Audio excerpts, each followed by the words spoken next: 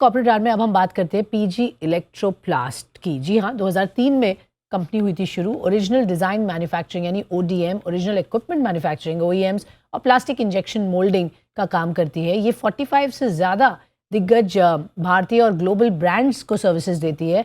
आज कंपनी के मैनेजमेंट से हम मौजूदा डिमांड ट्रेंड, सप्लाई चेन में जो दिक्कतें थी, पीएलआई स्कीम जो सरकार ने अनाउंस की, उसके कितने फ़ायदे अब तक हुए और आगे क्या है आउटलुक कंपनी का, ये जानने की कोशिश करते हैं। चलते हैं, मैं स्वागत करना चाहूँगी कंपनी के एमडी विकास गुप्ता को। सर, बहुत बहुत स्वागत है आपका। धन्यवाद and wishing you a very happy new year sir. सबसे पहले आपसे जानना चाहेंगे सर, जो रीसेंट नंबर्स हम देख रहे थे, बहुत ज़बरदस्त स्ट्रॉन्ग रेवेन्यू ग्रोथ देखी गई है कई सालों में पिछले। तो पहले तो सर, अब साल ये शुरुआत हुआ है कि ये मोमेंटम कंटिन्यू रहेगा, किस तरीके की ग्रोथ प्रोजेक्शंस एंटिसिपेट कर रहे हैं और सस्टेनेबल रेवेन्यू ग्रोथ रेट क्या रहेगा लेट्स से नेक्स्ट 5 इयर्स तक?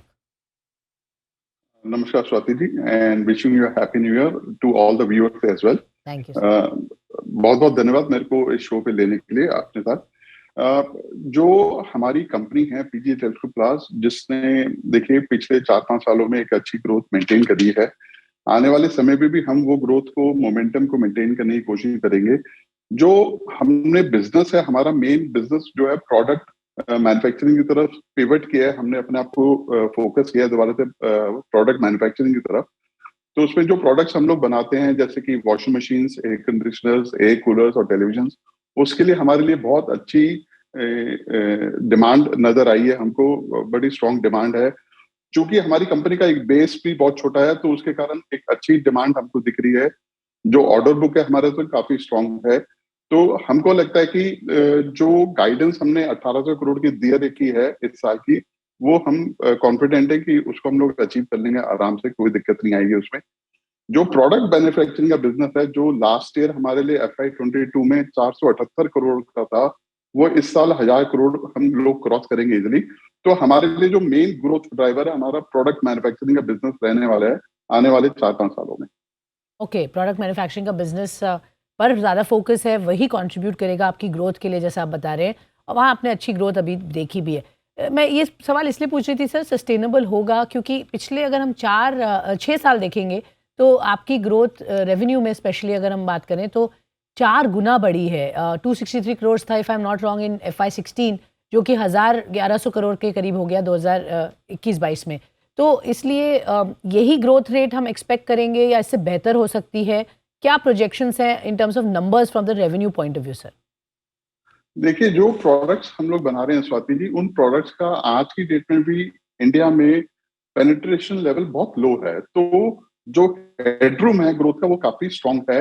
हम कॉन्फिडेंट है कि अगले 4-5 साल में जो ग्रोथ का मोमेंटम, जो कैगर ग्रोथ हमने पिछले 5 सालों में दिखाई है, वो इजिली हम अगले 5 सालों में भी मेंटेन कर पाएंगे। मगर हम मानते हैं कि अगले 5 साल में हमारी कंपनी का साइज एटलीस्ट 3 to 4 टाइम्स हो जाना चाहिए from the current size. Project कर रहे हैं जिस तरह से डिमांड है, जिस तरह से अंडर पेनिट्रेटेड है मार्केट और इम्प्रूव यहाँ पर अपॉर्चुनिटी आपको दिखती है। मार्जिन्स पर बात करना चाहूँगी सर। मार्जिन्स 7% हैं अप्रॉक्सीमेटली आपके। क्या यहाँ पर इम्प्रूवमेंट हम देख पाएंगे? किस तरीके के एफर्ट्स होंगे to enhance margins from 7% sir?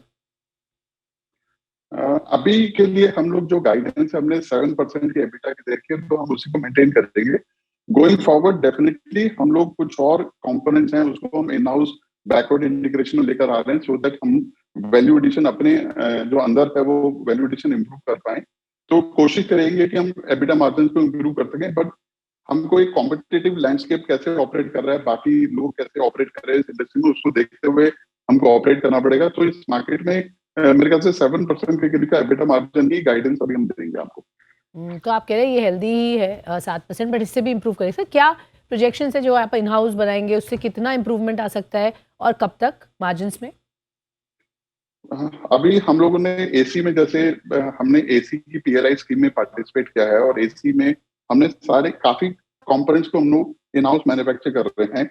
हमने पूरा एक ग्रीनफील्ड फैसिलिटी अहमदनगर में लगाई है, जिसमें हम लोग काफी सारे कंपोनेंट्स इन हाउस, जैसे प्लास्टिक मोल्डिंग है, शीट मेटल है, हीट एक्सचेंजर्स हैं, क्रॉस फ्लो सेंसर, और हम लोग जो पीसीबी कंट्रोलर्स हैं वो भी हम इन हाउस बनाने की शुरुआत कर रहे हैं। तो इन सारी चीजों से जो एबिटा मार्जिन है वो डेफिनेटली थोड़ा सा इंप्रूव करेगा, और वंस जो पीएलआई के बेनिफिट्स हैं वो भी आने शुरू करेंगे, तो they will improve our EBITDA margin. Okay, तो यहाँ पर इम्प्रूवमेंट आप बड़ा मार्जिन्स में देखेंगे। आपने ये नहीं बताया सर कितने तक इम्प्रूवमेंट हम देख पाएंगे, इतने बेसिस पॉइंट, और कब से? अगले साल हम एक्सपेक्ट करें बेटर मार्जिन्स? हाँ स्वाति जी, मैं अगले साल की गाइडेंस अभी नहीं शेयर कर पाऊंगा। अगले 2-3 महीने में हम लोग अगर दोबारा बात करेंगे तो definitely I will share, but definitely EBITDA margin will improve. Specific guidance अभी मैं नहीं दे पाऊंगा आपको। No problem sir, fair enough. तो इम्प्रूव होंगे और स्कोप है जिस तरह से आपने बताया, और क्यों यहाँ पर इम्प्रूवमेंट आएगा। बोरोइंग्स देख रहे हैं सर 400 करोड़ की है, ये क्या कुछ कम होगी आगे आने वाले साल में? किस तरह से उसको आप कम करने की कोशिश करेंगे? बेसिकली जो अभी हमारा जो कैपेक्स साइकिल है, हमने लास्ट ईयर भी ऑलमोस्ट अराउंड 130, जो FY23 क्लोज कर रहे हैं हम लोग, उसमें हम लोग 135 करोड़ के करीब का कैपेक्स रहा है हमारा। और FY24 में भी हमारा कैपेक्स ऑलमोस्ट 130-140 करोड़ के करीब का रहेगा। तो हमको लगता है कि जो ओवरऑल डेट लेवल है हमारा एक पीक कर चुका है, इससे आगे नीचे ही जाएगा, इससे आगे और बढ़ेगा नहीं हमारा डेट लेवल। ओके, यहाँ से नीचे जाएगा बट और डेट नहीं बढ़ेगा। कैपेक्स साइकिल की आपने बात की। इस वक्त वर्किंग कैपिटल स्टेटस क्या है, इन्वेंट्री लेवल्स क्या है, कुछ सप्लाई कंसर्न्स हैं? क्योंकि चाइना में जो कोविड के इश्यूज अभी बढ़े हैं, उसकी वजह से क्या वापस सेमीकंडक्टर या चिप इश्यूज आप देख रहे हैं? उसको कैसे एड्रेस करेंगे उस प्रॉब्लम को? अभी इन्वेंट्री लेवल जो बेसिकली हमारे लिए जो अभी एसी का सीजन है वो काफी स्ट्रांग है, क्योंकि एसी में टिपिकली मैन्युफैक्चरिंग का रैंप अप दिसंबर से शुरू हो जाते हैं। तो अभी हमारे लिए एसी की प्रोडक्शन का एक रैंप अप चल रहा है, तो उसके लिए ऑलरेडी काफी सारी इन्वेंट्री हमने पुल इन करी होती है। चाइना से जो भी इन्वेंट्री होती है, जो भी कंपोनेंट्स हमको लाने होते हैं, वो हम लेकर आते रहते हैं। तो अभी जो चाइना में कोविड की सिचुएशन हो रही है, डेफिनेटली वहां पे कुछ फैक्ट्रीज बंद हो रही हैं, कुछ हमको लग रहा है कि कुछ उसमें डिसरप्शन आ सकती है। बट हमने कोशिश करी है कि कुछ इन्वेंट्री को पहले पुल इन कर लें अपने यहाँ पे। तो हमको नहीं लग रहा है कि फरवरी मार्च में हमको कोई मेजर डिसरप्शन आएगी हमारी प्रोडक्शन में। हमने ऑलरेडी उसको टेक केयर किया है अपनी मैन्युफैक्चरिंग के लिए। ओके, कोई ऐसी दिक्कत अभी आपको नहीं दिख रही है? अब इमीडिएट चैलेंज तो डेफिनेटली नहीं है। ऑर्डर बुक स्टेटस क्या है सर, और वहाँ पर क्या आउटलुक लग रहा है? आपने कहा कि अभी तो स्ट्रॉन्ग है, प्रोजेक्शंस आगे भी स्ट्रॉन्ग दिख रहे हैं, बट एक सेंस दीजिए इस वक्त ऑर्डर बुक कैसी है, क्या ज्योग्राफीज हैं जो आपके लिए अच्छी परफॉर्म कर रही हैं, और फिर मैं आपसे इंटरनेशनल बिजनेस पर भी बातचीत करूँगी।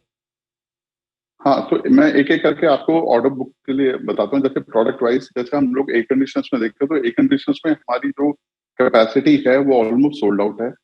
जो हमने कैपेसिटी रिसेंटली एक्सपेंड भी करी थी, और उसमें जो हमारे पास ऑर्डर है, हमने ऑलरेडी कुछ नए क्लाइंट्स ऐड करे हैं, नेशनल लेवल ब्रांड्स ऐड करे हैं। तो उस कारण हमारी जो कैपेसिटी एयर कंडीशनर्स की पूरी सोल्ड आउट है। एयर कूलर्स में भी हमारे पास बहुत अच्छा बिजनेस है। एयर कूलर्स में हमने एक रिसेंटली नए क्लाइंट को ऐड किया है, तो उसके बाद भी हमारी जो एक्सपेंडेड कैपेसिटी है एयर कूलर की, वो भी पूरी तरह से बुक्ड है आने वाले 4-5-6 महीनों के लिए। उसके अलावा जो वॉशिंग मशीन है, तो वॉशिंग मशीन में हमने स्वाति जी अभी ऑलरेडी अपनी कैपेसिटी को एक्सपेंड किया है। हमने एक नई और असेंबली लाइन लगाई है वॉशिंग मशीन के लिए। उसका भी जो पीक सीजन है अप्रैल मई से शुरू होगा, मई जून से। तो हमको लगता है कि जो हमने कुछ नए क्लाइंट्स और ऐड किए हैं वॉशिंग मशीन में, तो वॉशिंग मशीन की भी कैपेसिटी पूरी तरह से यूटिलाइज होगी आने वाले दिनों में। तो अच्छी खासी यहाँ पर आपने ग्रोथ देखी, और ऑर्डर्स हैं, आप कह रहे हैं कम्प्लीटली सोल्ड आउट हैं।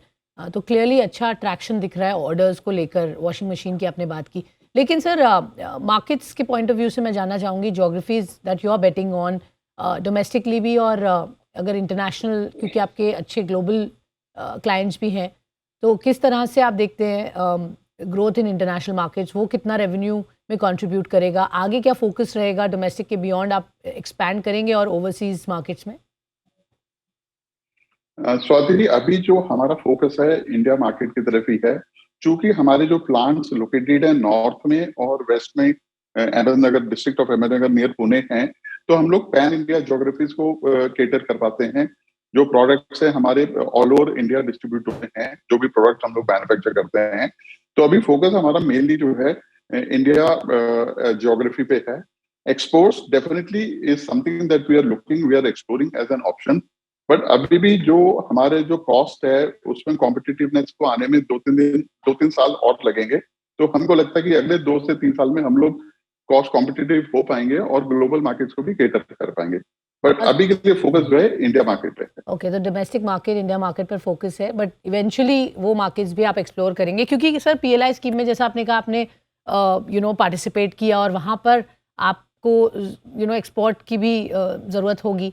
तो पीएलआई स्कीम की तरफ और उसके पॉइंट ऑफ व्यू से आप कैसे देख रहे हैं अपॉर्चुनिटीज़, किस तरीके के बेनिफिट्स आपको गवर्नमेंट से मिल रहे हैं इंसेंटिव्स के पॉइंट ऑफ व्यू से? पीएलआई स्कीम में आगे क्या सरकार और क्योंकि स्कीम्स लाती रहेगी तो क्या आप पार्टिसिपेट करेंगे? मैं बताता हूँ स्वाति जी, एसी की पीएलआई में जो है हमने जो पार्टिसिपेट किया है उसमें हम लोगों ने 321 करोड़ का इन्वेस्टमेंट कमिट किया है। उसी के अंडर हमने पहला ग्रीनफील्ड एसी मैन्युफैक्चरिंग का प्लांट लगाया जो जनवरी 2022 में जिसने प्रोडक्शन शुरू करी थी। तो हमने जो पहले साल का जो हमारा एक्चुअली इन्वेस्टमेंट ईयर था वो FY22 था, और हमारा जो फर्स्ट ईयर का फर्स्ट सेल ईयर है वो FY23 है।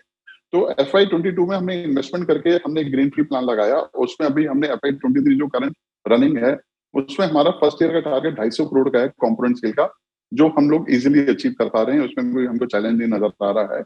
नेक्स्ट ईयर जो FY24 है उसके लिए हमारे पास जो इंक्रीमेंटल सेल का टारगेट है वो 500 करोड़ का है।